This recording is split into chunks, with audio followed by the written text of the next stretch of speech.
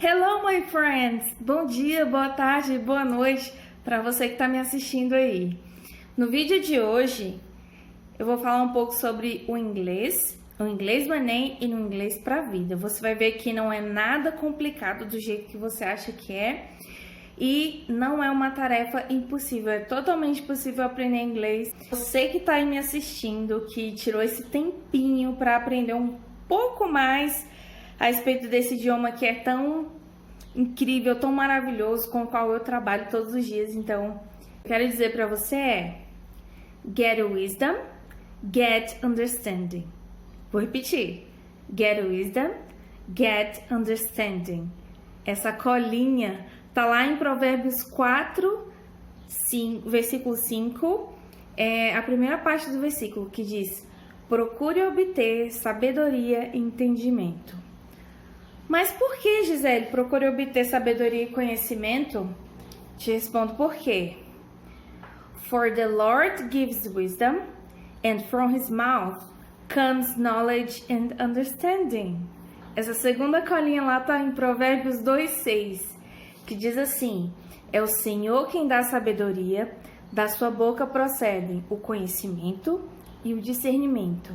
Então, para você ser uma pessoa assim super dedicada ao estudo, para você obter esse conhecimento para as coisas do nosso dia a dia, quero desafiar você a começar a pedir para Deus, a começar a orar sobre isso.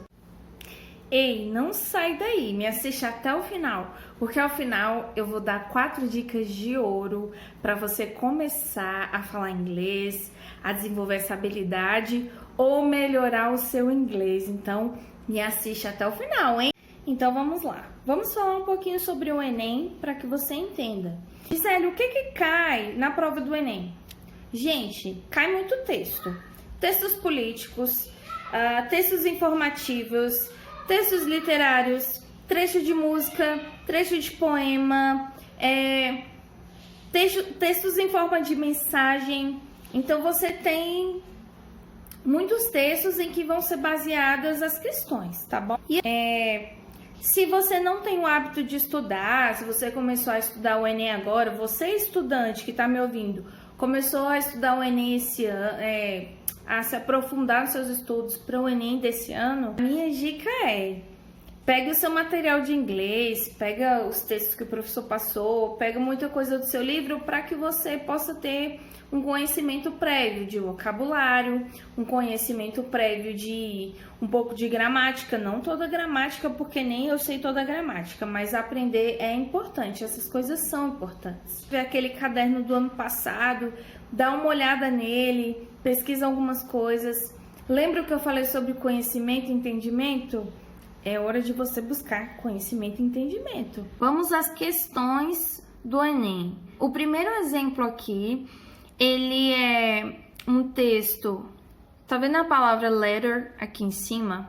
Então, letter em inglês significa carta. Isso é uma carta.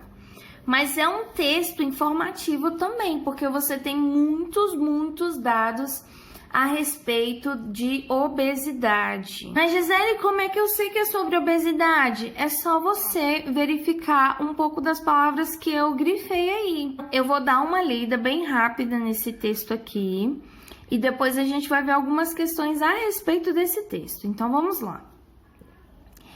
In his recent piece, Is Obesity a Disease? Dr. Peter Linde refers to high fructose, corn syrup,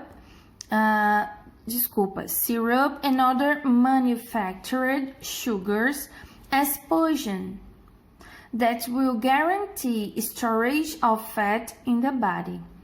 Current scientific research strongly indicates that obesity results from excessive calorie intake combined with a sedentary lifestyle. The fact is, Americans are consuming more total calories now than ever before. According to the U.S. Department of Agriculture, our total per capita daily caloric intake increased by 22% from 2,076 calories per day in 1970 to 2,534 calories per day in 2010. In addition, 458 calories, only 34 of which comes from increased added sugar intake. A vast majority of these calories come from increased fats and flour cereals. Surprisingly, the amount of caloric sweeteners, example sugar, high fructose, corn, syrup, honey, etc., American consume has actually decreased over the past decade. We need to continue to study the obesity epidemic to see what more can be done, but demonizing one specific ingredient accomplishes nothing and raises unnecessary fears that get in the way of real solutions. Então vamos lá. Primeira lição de hoje. Temos os cognatos. Gisele, o que são cognatos? Gente, cognatos são as palavras que se parecem nos dois idiomas. Obesity, que é obesidade tanto na língua inglesa como no nosso idioma, o português, na nossa língua, tá bom? Assim como científico, caloria, americanos, 22%, consumo, década, etc. Então, esses são alguns exemplos de cognatos. E os falsos cognatos? A lista é enorme. Como você vai saber? Estudando, procurando conhecimento, que foi o que a gente falou antes. Mas vamos às questões. Ao abordar o assunto obesidade, o texto fala sobre obesidade. Em uma sessão de jornal, o autor A. defende o consumo liberado do açúcar?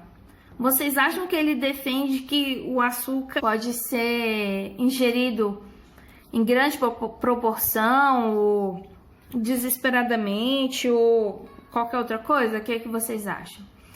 Vamos ler a letra B. Aponta a gordura como grande vilão da saúde. Ele tá falando da gordura ou ele tá falando do açúcar? Então vamos voltar aqui. O que é que vocês acham? Aqui a gente tem, algumas palavras-chave aqui, a palavra sugar significa açúcar. High fructose, frutose alta. Honey. Gente, você já viu essas palavras por aí em algum lugar? Honey é mel. Syrup. Syrup é uma calda. Então, são palavras do cotidiano, são palavras de vocabulário mesmo. Vamos para a letra C. Demonstra acreditar que a obesidade não é preocupante. O texto fala disso? Vou ler a letra D. Indica a necessidade de mais pesquisa sobre o assunto? O que é que vocês acham? Ou letra E, enfatiza a redução de ingestão de calorias pelos americanos. E aí? E agora? O que vocês acham? Quem respondeu letra D tá correto, gente. Então, a letra D, o texto indica a necessidade de mais pesquisa sobre o assunto. É a letra D. Vamos a um outro exemplo aqui, Exemplo número 2. A gente tem um cartoon. Presta atenção nos elementos dessa tira. Então, a gente deduz que é a sala de aula. E se você acha que é uma sala de aula, você acertou, porque é uma sala de aula, ok? This is a classroom. Aí, tem um menino falando aqui, Tem só esse balãozinho. Escrito assim, How do you turn this thing on? How do you turn this thing on? Que traduzindo é: como você liga isso aqui? Vamos às questões lá. No cartoon, o estudante faz uma pergunta usando turn this thing on. Lembra, eu não sei se vocês sabem, mas a expressão ligar é turn on, ok? Aí ele fala assim, faz uma pergunta usando turn this thing on por A. Suspeitar que o colega está com seu material por engano. B. Duvidar que o colega possa se tornar um bom aluno. C. Desconfiar que o livro levado é de outra matéria. D. Entender como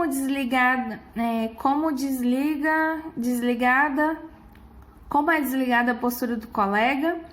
Ou E. Desconhecer como usar um livro impresso. Então, vamos lá. Você tem um monte de alunos e aí tem uma pessoa que está perdida no tempo aqui. Ele está perguntando como que a gente liga isso. Então, se a gente fosse escolher se a gente fosse eliminar, a gente poderia eliminar de cara a letra A. Suspeitar que o colega está com seu material por engano. Ele não está com o material do colega por engano, ok? Então, já elimina aí. A letra B, duvidar que o colega possa se tornar um bom aluno. Pode cortar essa também. C, desconfiar que o livro levado é de outra matéria. Também não, né? Porque ele não está perguntando isso exatamente. Entender como desligada a postura do colega. Também não. Então, a resposta correta aqui vai ser a letra E. Desconhecer como usar um livro impresso, porque ele está falando sobre ligar alguma coisa, ó. Turn this thing on. Como eu já falei, turn on é ligar. É uma phrasal verb que significa ligar. Então, turn on, ligar. Para você que me esperou até o final, eu tenho as 4 dicas de ouro para você melhorar, para você evoluir na língua inglesa. A primeira dica é: estudar a língua é importante, por isso crie esse hábito. Gisele, eu vou começar a estudar com o quê? Gente, começa por algum lugar. Começa pelas coisas fáceis, começa pelo vocabulário. Hoje eu quero aprender o vocabulário da minha cozinha, então se dedique a estudar o vocabulário da sua cozinha. Segunda diquinha de ouro: use a internet a seu favor, ela complementa a primeira. Por quê? Tem tanto vídeo legal, gente, tem tanto canal legal, tem tanta aula legal na internet. Por que não usufruir do que já temos, do que é importante, do que vai te ajudar a crescer, a melhorar? A dica número 3 é: melhore suas habilidades em inglês tendo contato com a língua. Sabe aquele filminho que você já viu 1000 vezes? Assiste 1001. E eu quero te convidar a você colocar a legenda em inglês. Nossa, Gisele, mas é muito difícil. Mas, criatura, você já sabe o filme do começo ao fim. Você já assistiu 1000 vezes. Você sabe até a fala das pessoas. Por que não se desafiar a colocar esse filme com legenda em inglês e depois sem legenda? Já pensou nisso? Sabe aquela música linda que você tá ouvindo? Ela é pura unção, mas você não tem noção do que ela tá falando? Te desafio a pegar ela em inglês, a pegar um dicionário bom e começar a destrinchar e começar a repetir as palavras. Tem um dicionário muito bom que eu uso, que é o wordreference.com, wordreference.com. Esse é muito bom, esse ajuda, né, em todos os significados das palavras. Ele dá exemplo e ele te ensina a pronunciar a palavra. A última diquinha é: pense em inglês. Cara, como assim?